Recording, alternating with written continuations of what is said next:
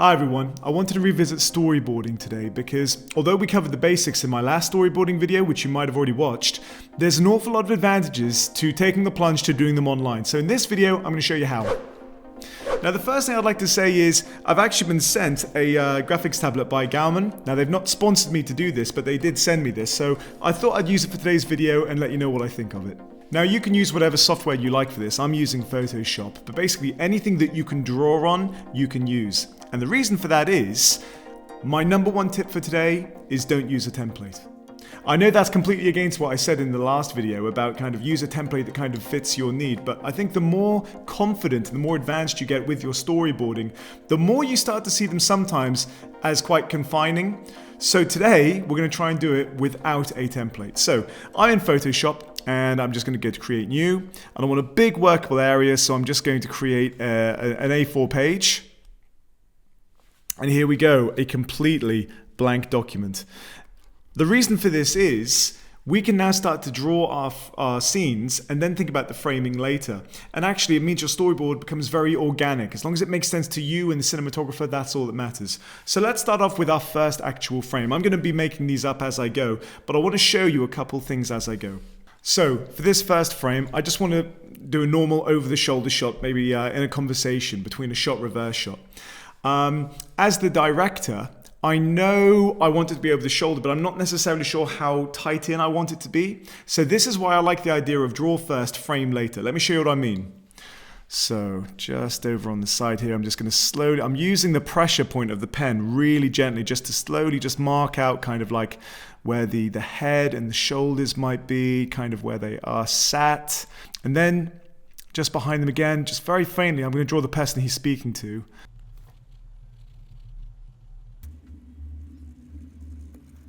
Let's get a couple trees, because obviously he's going to be in the park. Okay, so there's my scene. How on earth am I going to frame it with my camera? Now this is one of the reasons I love the idea of working on a computer to do your storyboards. So the first thing I'm going to do is make a box. Now to do this, I am going to do it on a new layer. So if I just add a new layer, I'm just going to hold down the Shift key, and I'm just going to draw a box roughly where I want it to be. So by holding the Shift key, it makes your lines absolutely straight. I'm making it widescreen as close as I can. Doesn't matter if I kind of go over the lines ever so slightly. There we go. I've got my frame, and the cool thing is now I can play around with it. So let's move it around. Perhaps I want it to be slightly higher. Maybe I want to have my lead character in a slightly open frame, or maybe it's slightly closed frame. Almost show here that there's a little bit of intimidation. This guy in center frame is actually putting a bit of pressure on the guy in the background. It's amazing how framing can really change something. You might even want to resize it to like pull in, make it a little bit more of a mid close-up over the shoulder. So that gives you a good demonstration here of if you draw the scene, then you can start thinking about framing and clean up the edges. One of my favorite tips. The other thing that's really good about this is where I've been working on layers, I can now duplicate them. So what I'm going to do at the moment is I'm just going to duplicate that frame that I just drew, move it down a little bit, and maybe that is also my second shot. So for the first one, we are at a mid close-up, but all the while we're very, very slowly pulling out into a wide shot. So now I can make my box a little bit bigger, and it shows that we're just slowly pulling out. And like I said in the last video, don't be afraid to use text wherever you can. So I'm just going to grab my pen again and show that we are doing a slow pull back with the camera. I quite like that. I think that's a really nice way of showing the camera movement as well as playing around with the framing. Okay, my next tip is to look at how we actually show more complicated movements such as pans and tilts. And again, another one of the reasons why I say get rid of the template is you can just draw it however you like. So here's an example. I want to draw a scene where we are following a character walking all the way down the street and then up as we watch him walk away. So how are we going to show that? For this scene, I'm going to start it off in its starting position. So let's draw the character. He's kind of in the distance, hands in pockets, and he's walking down this road.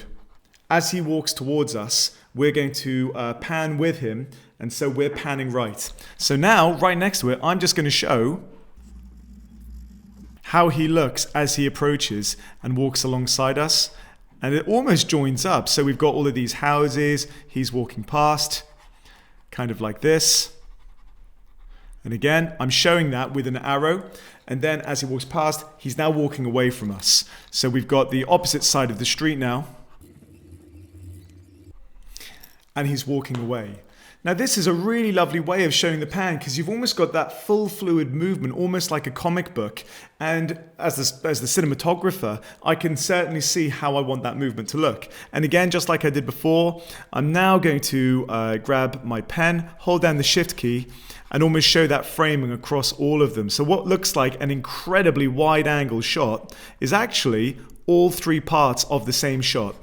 And like I said before, let's clarify what it is by just writing down pan right. I love this because our storyboards are starting to look so organic and so natural, and it's almost like a very sketchy way of like fleshing out your story. It's starting to really come together now. So one of the questions I get asked an awful lot by my students is, if I'm doing a conversation scene and it's just shot, reverse shot again and again and again, do I need to draw all of those shots? And that would be a really, really boring process. So obviously my answer is absolutely not. And this is how I get around doing shot, reverse shots. So first up, we're just going to draw the two shots. The first one is character A, and they're just sat there, sat at a desk, maybe with some stuff behind. Okay, so that's shot one. We're talking to this character, and when we have his line, we're more than likely going to be on this shot. When the other person replies, we cut to them, and we have, bearing in mind the 180-degree rule, so they'll be kind of like facing this way. Now there's my reverse shot. Now how do I show this in framing? Let's go back to our framing tool, and we're just going to draw around them now. But the little trick that I do to show that this is a shot reverse shot, so these shots are essentially connected, is I just like to draw a little like a diagonal line. So that's enough for me to realize that this is a repetitive shot. It's not just shot one, shot two. It's going to be going back and forth, A, B, several times. And to clarify, I'm just going to write beneath shot, reverse, shot. And that can go on as many times as it needs to. If that's a long dialogue scene, we might use those two shots 20 times. But we show it by just drawing it once. Okay, my next tip is specifically for people who really cannot draw. And I made an awful lot of reference to this back in my old video. I really do believe that you can be a great storyboard artist without the ability to draw. Just drawing stickmen, just like showing the placement of things within the mise-en-scene. So I'm going to demonstrate that for you now. Let's go again for a two-shot, but this time I'm not going to try and add any details. They are literally just going to be stick characters. So let's start off with character A. Fantastic. And then we've got character 2. How do we differentiate between characters? So my tip for this one is just use color. And it doesn't even need to be a logical thing. It might be a case of we're just going to assign some color to the headline. So for Forevermore, the guy with the red head is character 1. Let's call him Billy. And the guy with the blue head is character 2. Now this is really, really useful if you have numerous characters and you want to try and draft out your storyboard quite quickly, or if you really just don't have any artistic ability, use color. It's a great way of differentiating between characters. Okay, next up I want to talk about the editing symbols that we use to show how you go from shot 1 to shot 2 to shot 3. And this is almost going to be a cut, but it might be a dissolve and a dip to black. Now I touched on this slightly in my last video, but it's so important I think it's worth speaking about in a bit more detail. When I am doing a storyboard, I'm always thinking about the edit before I've even started shooting. So I use the editing symbols that were traditionally used in Final Cut. And I want to show you what those are now. So to draw a straight up cut, we're going to go 2 lines, almost like an equals line. And what that shows is literally one clip ending and the other one starting. So for example, if I wanted to go from this panning shot to the shot reverse shot, I could show that just by putting that down in between. Nice and simple, and it takes seconds. By doing it digitally, by the way, I could take some time, draw it really nicely, and then just copy and paste it wherever I need it. Let's say it's a dissolve. So this shot fades out as the other one comes in. I would draw that one by just doing a cross. Like that. And that tells me that as one clip is fading out, the other clip is fading in terms of its opacity. If I'm going to do a dip to black, I will just draw a V. and I will fill that up with black. In other words, the clip fades out and we're left with darkness, and then the next clip fades in. And finally, if it's going to be a dip to white, it would be the other way around. Those three symbols over the course of an entire storyboard will save you a mountain of time rather than having to write cut to, cut to, cut to. Just do a little equal symbol and it does the job just as well. My next tip is again about color, but it's more about the storyboard artist signaling something to the cinematographer that really needs to stand out. So what I'm talking about here is the focal point. Let's go back to that over the shoulder shot from the start of the video. Here I've got the back of one character, I can see the back of their head, and there's the character that's facing us. Most likely our attention is going to be on their face.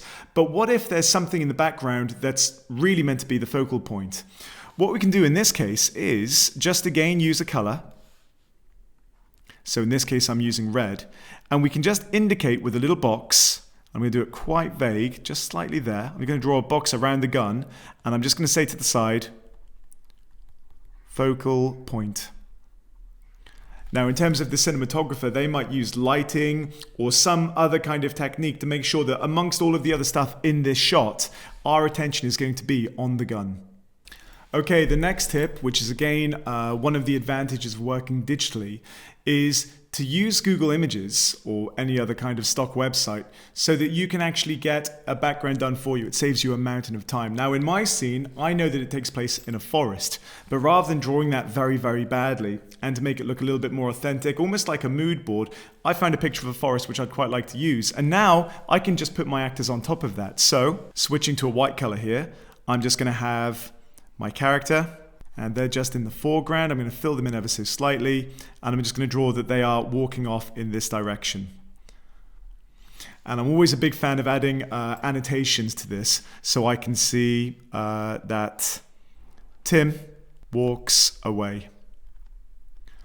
And we can confirm that this is a long shot, and we might want to add the fact that this is roughly 3 seconds. So guys, look how quickly I've put together this frame just by using a background that I found online and drawing on top of it. A really great way of giving a sense of place in your storyboards and just drawing what you need on top of that.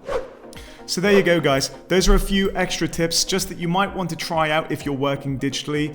But whether you're working digitally or not, I really encourage you to try out actually drawing your storyboards onto a blank piece of paper. Just get rid of the template and just see how much more freedom it gives you. It's really, really liberating. I highly recommend it. As always, thank you very much for watching. If you're new here and you're studying media or film, I highly recommend you subscribe for the duration of your course because I post an awful lot of videos to do with the courses. If you're looking for where to go next, you might want to check out my previous storyboarding video if you've not seen that one already. Or if you're wanting to brush up on your camera shots and your various camera angles, you might want to watch my video on camera shots, which you can watch here. Thanks for watching, and I'll see you next time.